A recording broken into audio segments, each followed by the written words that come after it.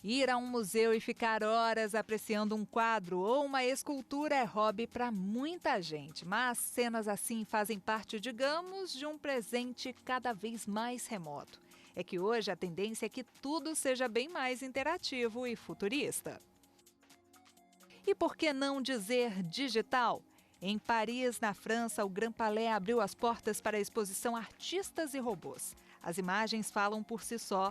Basta soprar um microfone para ver o dente de leão se desfazer. Que tal ir de um lado para o outro e perceber que as folhas dançam igualmente na mesma direção? Já em Tóquio, no Japão, uma equipe deu vida a um museu que mais parece um parque de diversões tecnológico. 520 computadores e 470 projetores são capazes de gerar mais de 50 instalações psicodélicas. Aqui, dá até para criar a própria arte e tê-la como parte da exposição. Um atrativo para qualquer idade. Arte no museu, arte na moda. Foi nas passarelas internacionais que o estilista inglês Alexander McQueen causou alvoroço com o desfile da modelo Kate Moss em holograma. Esse é um bom exemplo do que a contemporaneidade vem trazendo.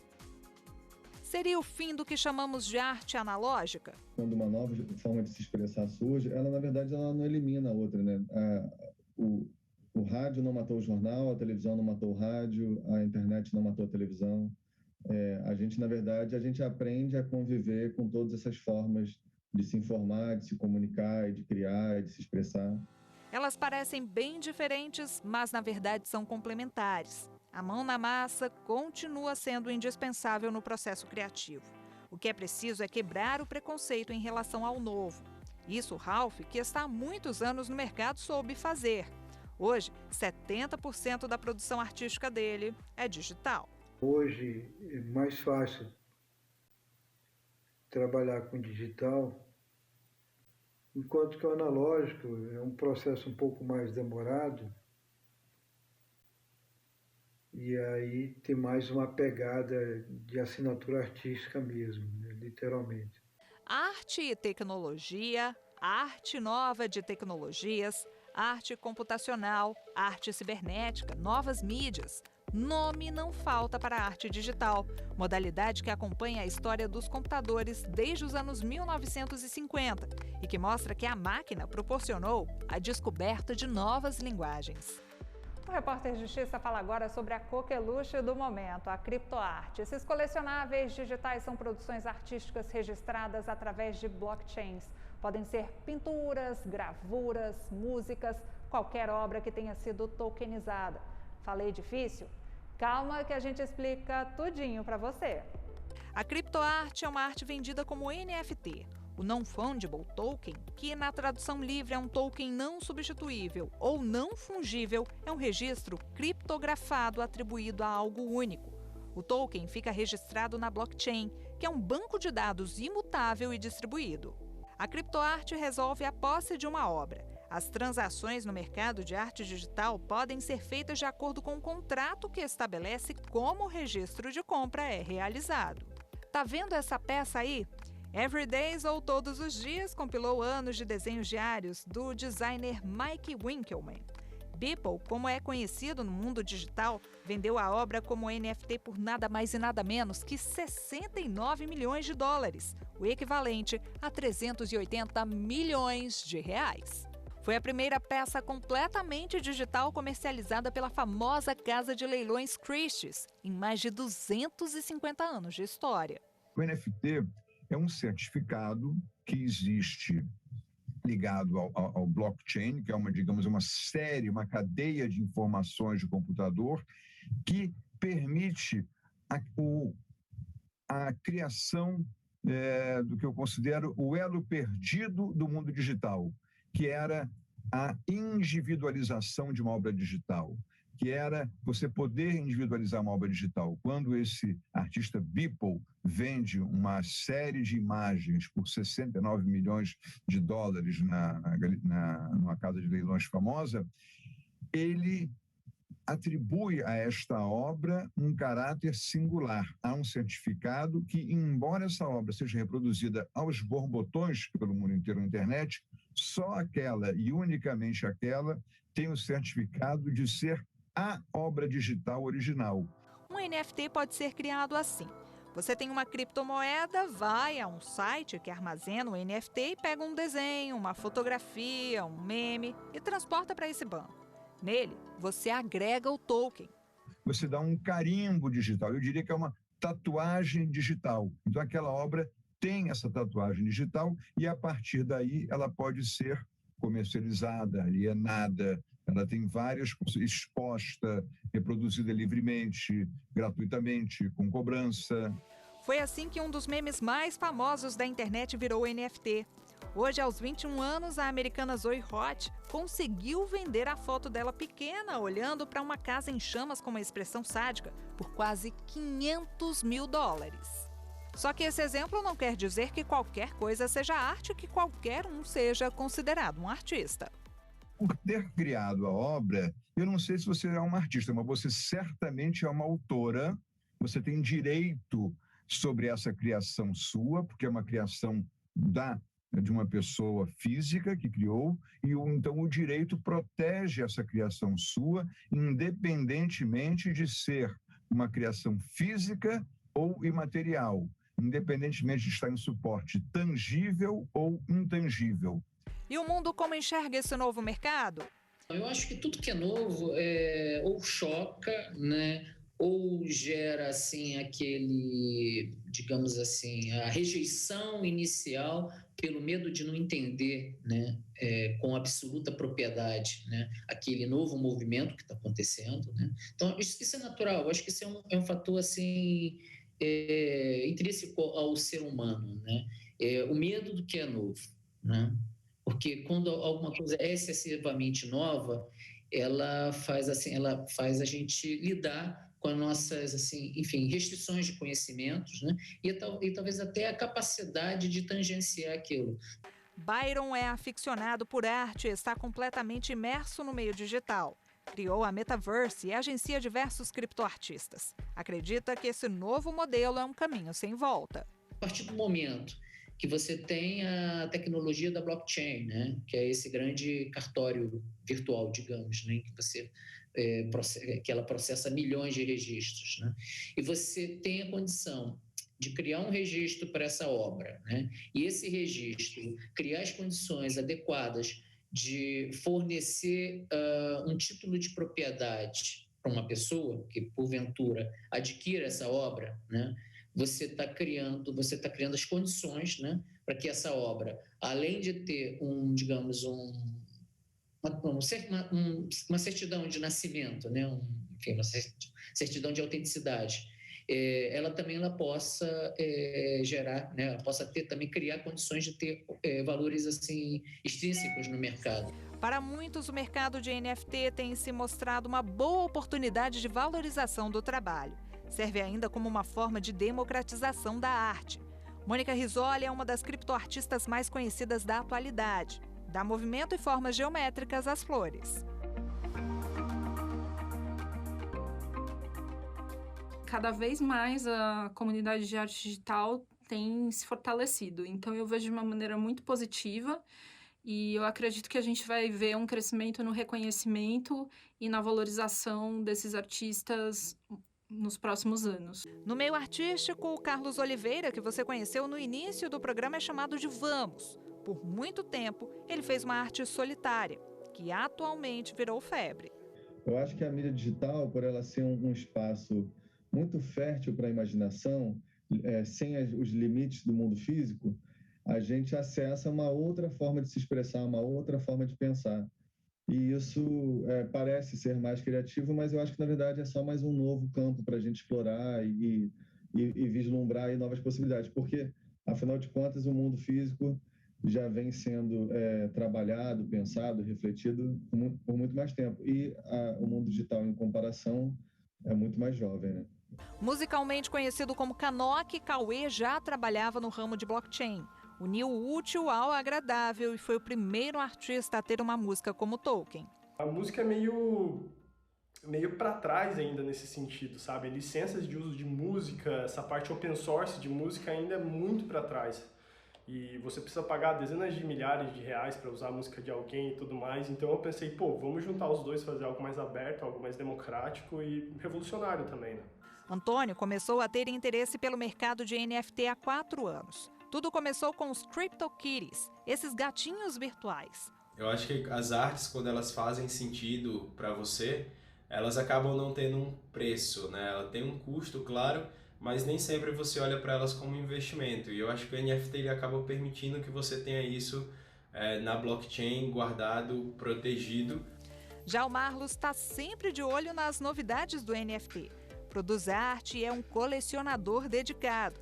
Tem tantas obras que acompanha tudo nessa espécie de galeria virtual. À medida que eu fui vendendo os NFTs, eu fui colecionando obras de artistas aqui do Brasil e passei a gostar e passei a entender melhor o que é esse ativo, o que é o NFT, né? E vi que era interessante começar a minha coleção. Era um momento muito oportuno, porque eu estava comprando justamente as primeiras obras que artistas brasileiros estavam publicando na blockchain Tivio, e foi através disso que eu comecei a montar a minha coleção e fui começar a perceber qual é o valor de você assinar uma obra como colecionador, né? André começou no ramo da publicidade, trabalhando com vários clientes e marcas. De uns anos para cá, o ateliê de artes visuais se transformou. Recentemente, ele lançou o primeiro NFT com um atleta. Em 2 semanas, as cartas do jogador Gronk ganharam forma e viraram uma coleção. O trabalho, claro, não parou mais. Foi muito bom, né? Começamos com um grande estilo, porque as cartas da coleção já foram leiloadas e atingiram valores recordes de faturamento, de preço, né? E isso nos trouxe muita visibilidade, uma vez que na descrição da carta também tem nosso nome, tem os nossos créditos, e isso nos trouxe muita visibilidade. Depois do Gronk, fizemos uma coleção para o Ted Williams, que foi um jogador de beisebol, e um jogador muito importante, rebatedor incrível. E para quem pensa que o mercado está hype, na modinha, aí vai uma prévia do que deve acontecer daqui para frente. Como toda bolha, né? Eu digo que existe uma bolha nesse momento, ela vai estourar, né? E posteriormente a gente vai entrar no período mais bacana e interessante, que é a maturidade do mercado, né? Ali vai ser quando aquele boom, aquele processo especulativo, né? Ele acaba, né? Quando o fator financeiro também ele deixa de ser relevante, você abre espaço para, enfim, experiências, maturidade de trabalhos. Você simplesmente tem o joio do trigo separado, né? E ali você tem a oportunidade da coisa florescer, desse mercado florescer, crescer e ter bastante substância, entendeu? O Repórter Justiça vai para um rápido intervalo e volta em instantes. No próximo bloco, você vai saber sobre o investimento e a economia no mercado de arte digital. Não saia daí.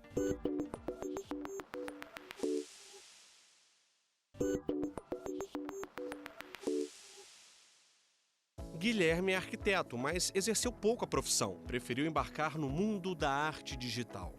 As ferramentas de trabalho são um computador e um monitor interativo, onde Bera, como é conhecido artisticamente, passa horas colocando as ideias em prática. Eu desenvolvo personagens, cenários e tudo de acordo com o universo que existe na minha cabeça, assim. Neste ramo é preciso ser multitarefa. Você tem que trabalhar dobrado, às vezes triplicado, às vezes quadruplicado, você tem que se desdobrar, porque às vezes você está sozinho e é muito trabalheira, você tem que fazer a divulgação, você tem que fazer a produção, você tem que desenhar, não é só desenhar, né, no caso. Obras digitais milionárias e um mercado superaquecido.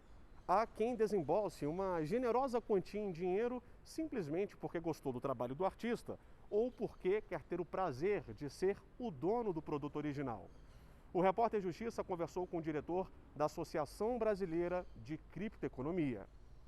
Dizer que você adquiriu o primeiro NFT brasileiro ou o primeiro NFT ligado a uma determinada escola de arte, ou ligado a algum produto, tende a valorizá-lo. Vamos imaginar agora uma situação. Qualquer pessoa pode ter no celular uma imagem da Mona Lisa, de Leonardo da Vinci, mas apenas uma pode ser a dona da obra. Algumas artes digitais funcionam da mesma maneira, são mais valorizadas a cada ano e muita gente enxergou nisso uma boa oportunidade de investimento financeiro. Na perspectiva de algo que é artístico e é único, pode-se gerar lucro na medida em que o preço e a percepção do preço, do valor daquela obra aumente, e se o comprador estiver disposto a vender, ele venderá por uma mais-valia, por um lucro, por um valor mais alto. Então é como um quadro, né? Como uma obra da Tarsila, como uma obra de arte que se acha num mercado de pulgas ou num sebo, e de repente aquilo ali que se compra por gosto e por um valor reduzido se descobre que é de um grande artista e tem a sua valorização. Bernardo acompanha de perto o que acontece nesse universo digital. Como fã que é, aprecia a possibilidade de ter uma relação próxima com os criadores de cada obra. Acho que esse é o que tem me atraído, assim, é o que tem me interessado nesse movimento de arte digital que vem acontecendo no Brasil. Estou bem animado aí com a comunidade que eu tenho acompanhado, estão crescendo bastante, muitos artistas novos, o pessoal organizando aí um grande evento, né, de arte brasileira para acontecer no mundo digital. Acho que tem uma revolução aí grande acontecendo no mundo da arte, ocasionada, né, pela criação aí dos NFTs. Maíra é gerente da maior corretora de ativos digitais do mundo. Ela explica que os NFTs nem sempre são de artes digitais. Você pode ter muita coisa, como um tweet, né? O primeiro tweet do criador do Twitter foi vendido como uma NFT, não é necessariamente uma obra de arte, mas você pode vender o que você quiser, que você considerar interessante. Tendo alguém para comprar, aquilo vai obter um valor e aquilo vai valorizar ou desvalorizar conforme o interesse do mercado. Então, nada mais é do que uma união entre pessoas que são interessadas em fazer parte desse mundo, que talvez queiram adquirir hoje uma NFT que daqui a alguns anos vai valer muito mais, então tem um potencial de investimento aí, ou mesmo por uma questão de colecionador. Ainda não há dados oficiais sobre o crescimento da área, mas especialistas acreditam que os próximos anos serão marcados pela popularização do mercado digital com o uso de uma tecnologia ainda mais avançada.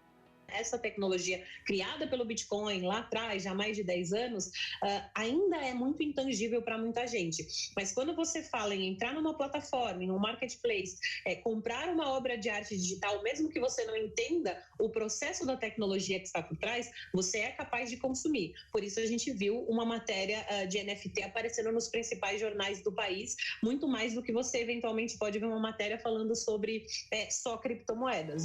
Marketplace nada mais é do que uma loja virtual, onde o internauta tem acesso a diferentes itens. Na arte digital, as obras podem ser conhecidas de qualquer parte do mundo. Eu não preciso ir para Paris para ver obras de arte no Louvre, eu posso consumir obras de arte digitalmente de forma cada vez mais fácil, eu posso obter obras de arte também. Vai mudar um pouco a forma com que a gente lida com as coisas, que a gente lida com a arte, que a gente lida com a tecnologia em si. E aí, quando a gente fala de programação especificamente, quando a gente fala da tecnologia, dá quase para dizer que os programadores são os novos artistas, né? Mike Deodato é um dos mais famosos quadrinistas brasileiros. Recentemente se envolveu em uma polêmica que levantou uma nova discussão. Mike vendeu uma arte NFT do Homem-Aranha em uma plataforma especializada nesse tipo de comercialização. A editora americana Marvel suspendeu a negociação, alegando ter direitos sobre o personagem. Eles ameaçaram todos os desenhistas que não fizessem isso, porque senão iam estar violando direitos autorais. E todo mundo ficou calado porque é um mercado muito pequeno e ninguém quer arriscar perder emprego. Fiz uma carta aberta, postei num site conhecido. Teve uma reviravolta e tal, assim, mas nenhum resultado até agora. Eles continuam fazendo bullying nas plataformas, dizendo que não podem publicar. Então, os artistas não têm como vender os originais de arte digitais. Com criatividade e uma pitada de ousadia é possível viajar para o futuro ou voltar no tempo. Aliás, dá para fazer o que quiser, porque nesse ramo dizem que nem o céu é o limite. Uma grande artista coreana, ela diz que o meio, este novo meio digital, que é uma nova expressão de arte. E ela fazia obras que, segundo ela, ajudavam a relaxar e a meditar, e agora ela construiu uma casa dentro de um ambiente virtual, e nesse ambiente virtual a casa fica em Marte. Então isso é uma forma de arquitetura, ou seja, arte, mas é uma forma de experimentar essa arte de uma maneira completamente diferente. No próximo bloco, vamos mostrar a migração de uma artista plástica para a arte digital e ainda a relação entre o segmento e o direito. Voltamos já.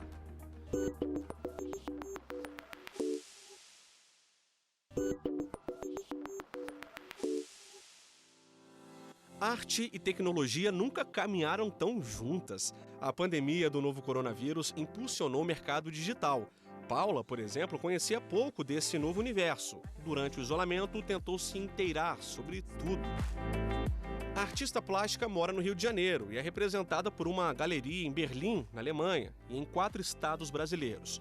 Conheceu um ilustrador e animador canadense. Os dois decidiram unir talentos. Nessa parceria, os desenhos de insetos e animais que Paula fez em preto e branco ganharam som e movimento. Em menos de 14 horas, as 4 obras foram arrematadas por um colecionador super bacana, que tem uma coleção lindíssima, e eu fiquei super feliz. Para ser um artista digital e produzir NFT não é preciso ter formação acadêmica. Claro que, dependendo do curso que você faça, a caminhada pode ser facilitada. Ser um artista é muito mais conquistar isso, né, do que realmente ter uma formação. Mas a formação acadêmica te traz qualidades, né, te traz especificidades e também informações muito relevantes que você vai poder estar trazendo para a sua carreira quando você estiver atuando ali com NFTs. E como se tornar um profissional desse mercado sem ter as habilidades de um artista digital? Você vai ter aí pessoas que gerenciam carreiras de artistas, né, que precisam fazer essa parte. Você vai precisar de uma equipe de marketing, né, ali para estar fazendo toda a construção de comunidade. Afinal, tudo hoje é comunidade, né? Você criar as pessoas, seus seguidores, os seus ouvintes ali para as pessoas estarem realmente te seguindo. E os NFTs hoje, né, eles são colecionáveis.